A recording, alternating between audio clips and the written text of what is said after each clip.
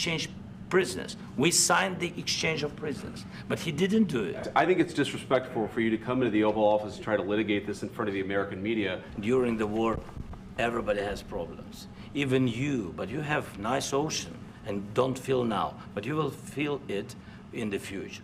God bless. You don't know that. God bless. You don't God know bless. that. You will not have a war. Don't tell us what we're going to feel. War. You're not Mr. in a good Brown, position. You don't have the cards right now. With us, you start having not cards. playing cards. But right now, you don't. I'm You're very playing serious, cards. Mr. President. You're I'm playing very cards. serious. You're I'm gambling the with the president lives in of war. millions of people. You think- You're gambling with World War III. Have you said thank you once this A lot entire of meeting? times. You think that if you will speak very loudly about the war, you He's can... not speaking loudly. He's not speaking loudly. Your country is in big trouble. Can I Wait a answer? minute. Good morning, America. I'm John, and welcome back to GNB Morning News Briefing. Tensions boil over in the Oval Office as a diplomatic disaster unfolds between President Donald Trump and Ukrainian President Volodymyr Zelenskyy. A shocking confrontation, a canceled press conference, and a viral political explosion that has left the world divided. Is the U.S. turning its back on Ukraine? Are European leaders stepping in to fill the gap? And most importantly, could this clash push the world closer to war? We have exclusive details on the fallout, reactions from world leaders, and what it all means for global stability. Stay with us for this breaking story. It was supposed to be a routine diplomatic meeting, but instead, the Oval Office became ground zero for one of the most heated confrontations in modern history.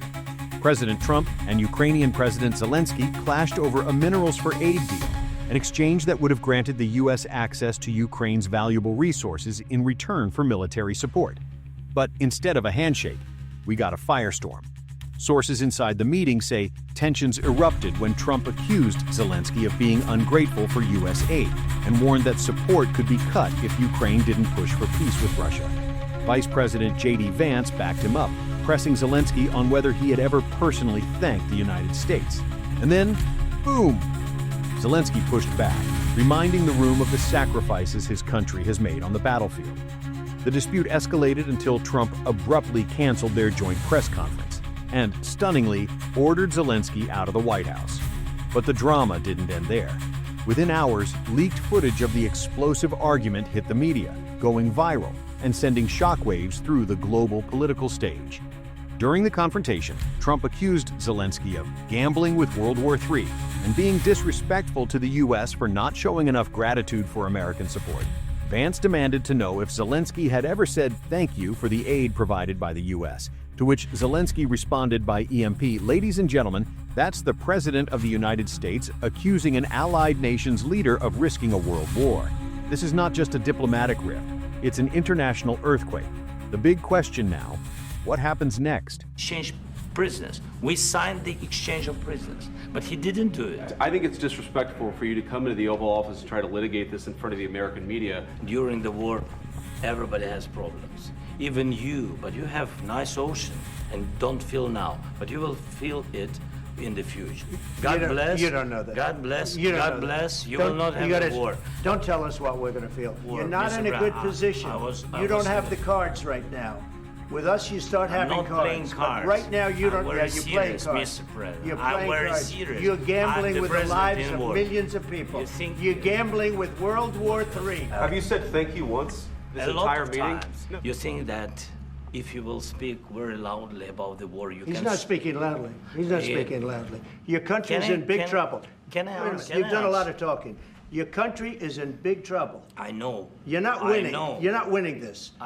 You have a damn good chance of we are coming out staying, okay because of Mr. us. President, we are staying in our country, staying strong from the very beginning of the war. We've been alone, and we are thankful. I said thanks You haven't in been this alone. cabinet, You and haven't not been only alone. in this cabinet. We gave you, through I this said thank stupid you. president, $350 billion.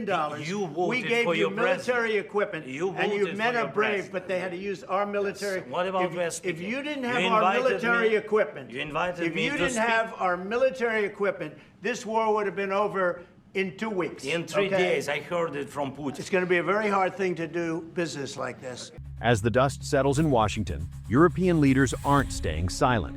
From Paris to Berlin to London, they're making it crystal clear: Ukraine is not alone. French President Emmanuel Macron declared, "The Ukrainian people are fighting for their dignity and independence. France stands with Ukraine." German Chancellor Olaf Scholz vowed unwavering support, while Spain, Italy, and the European Commission all reinforced their commitment to Ukraine's survival. And in a dramatic move, British Prime Minister Keir Starmer has called an emergency summit in London next week, bringing together Zelenskyy and top European leaders to discuss how to counter the uncertainty now looming over US-Ukraine relations. Could this be the moment when Europe takes the lead in the global fight against Russian aggression? Make no mistake, this is more than just a political spat. This could redefine America's role on the world stage, shift alliances, and impact Ukraine's very survival. Without US aid, will Ukraine be able to withstand Russia's relentless assault? And if Europe steps in, what does that mean for global power dynamics? Political experts warn that a weakening of US support could embolden Russian aggression, sending shockwaves through NATO and beyond. Meanwhile, Hungary's Prime Minister Viktor Orban, one of Trump's key allies, has sided with the US president, cryptically stating, "The strong stop wars, the weak create them." Is this a hint at deeper divisions forming within Europe itself? In an effort to calm the storm, President Zelenskyy made a crucial appearance on Fox News, attempting to reassure the American public. In a strikingly measured tone, he stated, "I'm very thankful to Americans for all your support. You helped us survive." But when pressed on whether he owed Trump an apology, Zelenskyy held firm, choosing his words carefully. "I respect the president, and I respect the American people, but I'm not sure we did something bad." So here we are, a global turning point, with the fate of Ukraine hanging in the balance. Will the US stand by its longtime ally, or is this the beginning of a seismic shift in international relations? As European leaders rally around Ukraine, is this the dawn of a new power bloc? Or will tensions spiral further, edging the world closer to an even darker chapter? One thing is certain, this is a moment that will go down in history. Stay with GNB Now as we continue to bring you exclusive updates and analysis on this high-stakes crisis. I'm John, signing off. But this story is far from over. Stay safe, stay informed.